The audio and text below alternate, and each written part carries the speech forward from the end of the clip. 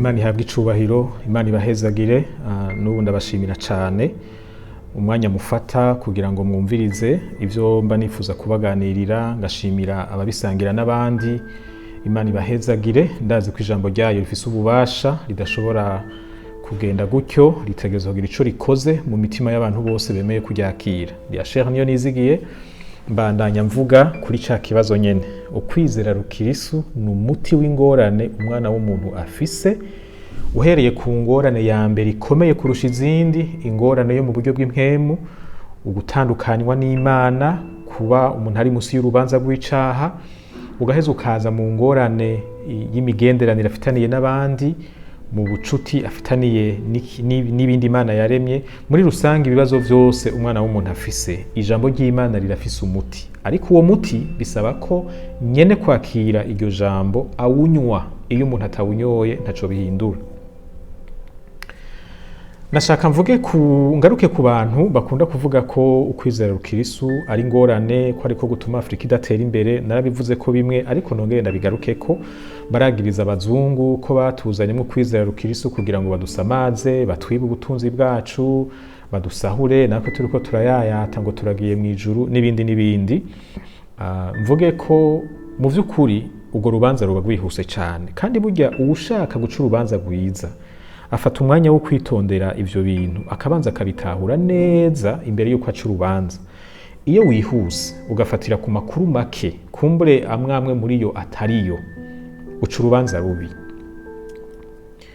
Aba bantu bagiriza ukwizera rukristo ko ari ingorane kuri Afrika, benshi muri bo baba ari abantu b'incabwenge, baba ari abantu bize, basomye ibi na biriya. Ugasanga mbere niyo basoma ntibabanza kuraba neza uwanditse uwo ari we n'ico yashaka kuvuga n'icyatumye yandika ivyo bintu. Kimwe mu bituma abantu bashobora kwitiranya ukwizera rukristo n'ingorane ni kubera intwaro za gikoroni zaziye rimwe n'igihe c'ivugabutumwa ryakozwe n'abanyamahanga b'abazungu mu bice bitandukanye vya Afrika. Naramaze kwerekana yuko igihe abamisionari baza basunitswe n'urukundo Imana yabashizemwo, bumva batoguma iwabo badibamye borohewe, kandi bumva hariho ibice vy'isi, hariho abantu batarakira ijambo ry'Imana, bumva hariho itegeko ribafata, nimugende muhindura amahanga yose abigishwa. Baraheza baraza benshi, batuzi, bata amashure, bata imiryango, basanga muri Afrika hari ingwara batamenyereye, mbere zirabamara, zirabahonya, benshi cyane bapfiriye muri Afrika. Usubiye muri kahise rero usanga kenshi hatangura kuza abakoroni, abamisionari bakaza mu nyuma, canke hagatangura abamisionari, abakoroni bakaza mu nyuma, ariko imbere yabo bose hatangura babandi baza kwiga uturere dushasha, aba explorateur. Hanyuma kubera bisa nuko vyabereye rimwe, intwaro ya gikoroni n'ibikorwa by'abamisionari vyabereye rimwe, niyo hatanguye bamwe abandi baca baza vuba na vuba. Igice kinini c'intwaro y'igikoroni yabayeho abamisionari bariko baravuga ubutumwa, bica bituma rero bamwe babona ububisha bw'intwaro za gikoroni, bagaca baburemeka no ku bikorwa by'abamisionari. Bagaca rero bafata ingingo mbi ivuga ko abanyafrika bakwiye kuva mu vyo kwizera rukristo ko atari vyabo. Aha birengagije ibintu vyinshi vyiza vyakozwe n'abamisionari. Ingwara bahagaritse zariko zirahonya abantu benshi cyane muri Afrika, bakibagira ko aribo bazanye ubuhinga bwo kwandika no gusoma, bakibagira ko aribo bateje imbere indimi z'abanyafrika mu kwandika amabibiliya muri izo ndimi zigashobora kwandikwa, abantu bakiga.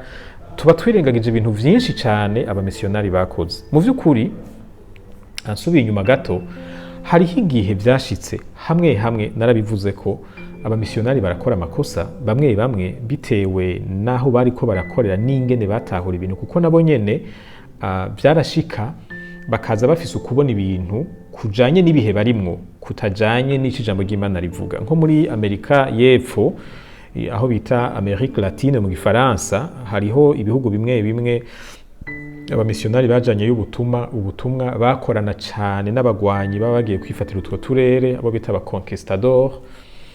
Ugasanga umuntu bamutegetse guhinduka umukristo bamufatiye kw'inkoho. Hariho ibihugu bimwe vyashitsemwo muri Amerika y'Epfo.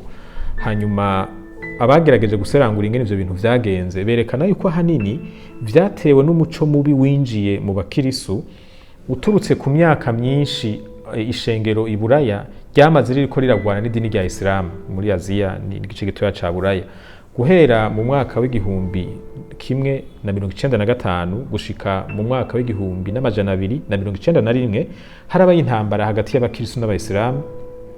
Hanyuma rero ishengero ico gihe riragwa mu mutego wo kumenyera gukoresha igikenye kubera arivyo bari bamaze mu imyaka, maze abagiye kuvuga ubutumwa muri vya bihugu naremeje kuvuga muri Amerika Latine bagenda batwaye iyo ngeso mbi.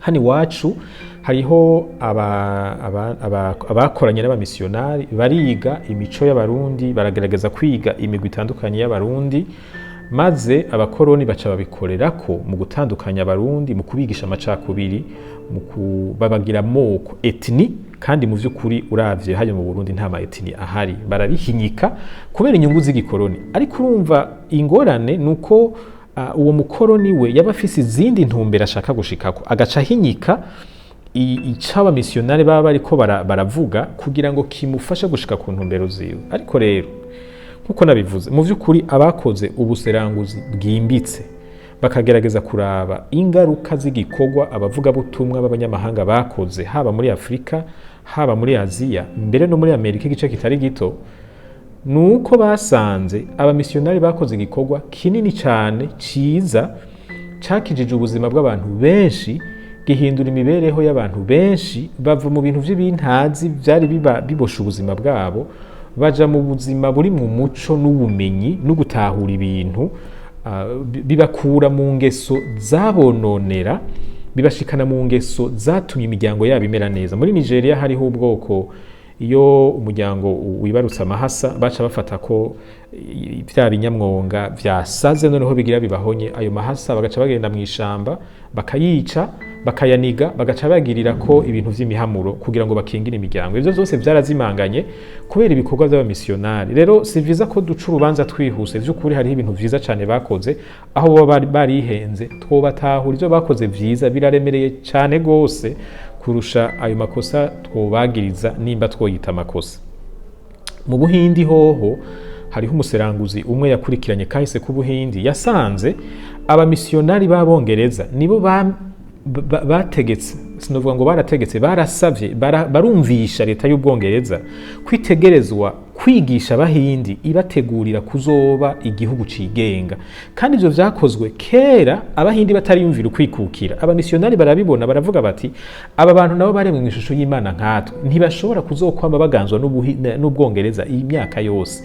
Bategure, shiraho amashure, mu bategurire kuzotwara igihugu cabo. Abantu rero batamenye ibintu nka bene ivyo baca babona umenga abamisiyonari baje bakorana n'abakoroni. Nahani wacu abamisiyonari nibo bigishije incabwenge za mbere z'abarundi, zahavuye zihaguruka ziyamiriza intwaro ya gikoroni mu gushiraho amashure, mu kuyashiramwo abana b'abirabure, bateguye urunganwe rwa mbere rw'incabwenge rwahavuye ruhaguruka rusaba ukwikukira. Murumva ko ivyo abamisiyonari bakoze vyahavuye bisambura ivyo abakoroni bakoze. None rero ahabaye ingorane birashoboka vyatewe n'ukwihenda no kutamenya canke no guhitamo nabi, ariko ukwizera rukristo si ingorane na gato. Kanatsinda nkuko nabivuze, iyo igikoresho ciza kiguye mu minwe y'umuntu afise ubumenyi buke canke intumbero mbi, agaheza akagikoresha nabi, ntigica gihinduka kibi. Umuntu arashobora gukoresha imbugita akica umuntu, kandi yari imbugita yategekanirijwe guhimbura umukate no gutegura ivyo gufungura. Iyo mbugita nticiba umwicanyi, niyo hageze guhana ntibahana imbugita, bahana uwo muntu yayikoresheje nabi.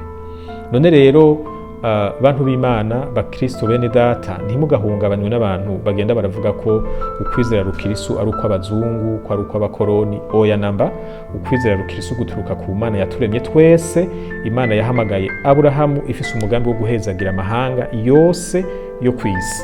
Ukwizera rukristo si ingorane, ukwizera rukristo ni umuti ku ngorane umwana w'umuntu afise, kuko Imana yagutanze ni Imana ituzi, ni Imana yaturemye, ni Imana izi vyatugoye, kandi ni Imana idukunda idashaka ko tubigumamo. Gusa kugira ngo uko kwizera rukristo kudufashe, birasaba ko tukwakira neza, tukakugenderamwo nk'uko Imana yakuduhaye, ntituguhinyike ngo tugukoreshe mu buryo bushigikira ibintu by'ingeso mbi tuba dusanzwe turimo. Aho gusa niho hari igikorwa kituraba twebwe nk'abakristo. Uravye muri kahise k'isi, uzosanga hari ibihugu bitandukanye vyahinduwe n'ukwizera rukristo, vyari ibihugu bikenye, ibihugu bitagira mu mwidegemvyo, ibihugu birangwa n'akarenganyo, ibihugu birangwa n'intwaro mbi cyane, maze ukwizera rukristo kumaze kunyengetera mu mico y'abantu, guhindura imibereho y'imiryango, guhindura imibereho y'ibibano, guhindura imibereho y'ivyo bihugu. Uyu munsi ugasanga nivyo bihugu bifise amahoro kurusha ibindi, birimwo kubahana, kubahana, kubahiriza uburenganzira bwa kiremwa muntu. Ugasanga ni ibihugu birimo intwaro nziza, birimo iterambere ku rwego rwo hejuru cyane. Ariko iyo vyaje biva nuko bashize mu ngiro ivyo ijambo ry'Imana rivuga. None rero ndabasabe tureke gushira umutima ku makosa yakozwe n'abantu ngo duhave tuyafata tuyitirire ukwizera rukristo, ahubwo dushira umutima ku ijambo Imana yaduhaye, turyige, turitahure, turigendere, ubuzima bwacu buhinduke, ingo zacu zuhinduke, igihugu cacu gihinduke. Imana ibahezagire, Imana ibakomeze. N'ubu ndabasaba ca kintu nyene, aya majambo nimba yagufashije wiyumvire nawe uwundi muntu yofasha, uheze umufashe kuyaronga. Imana iri mu ijuru ikongera ikaba hose, ibana natwe ibihe byose, ibagirire neza, ibandanye ibakoresha ivy'ubuhizi, kuko nico tubereyeho. Yadusize kuri ino si kugira ngo dukore ibikenewe mu bwami bwayo. Ivyo navyo tuzobikora ari uko ubwenge bwacu buhinduwe n'ijambo ry'Imana, tukagira une intelligence renouvelée, ubwenge canke imitima mishasha nk'uko ijambo ryayo rivuga. Imana ibahezagire.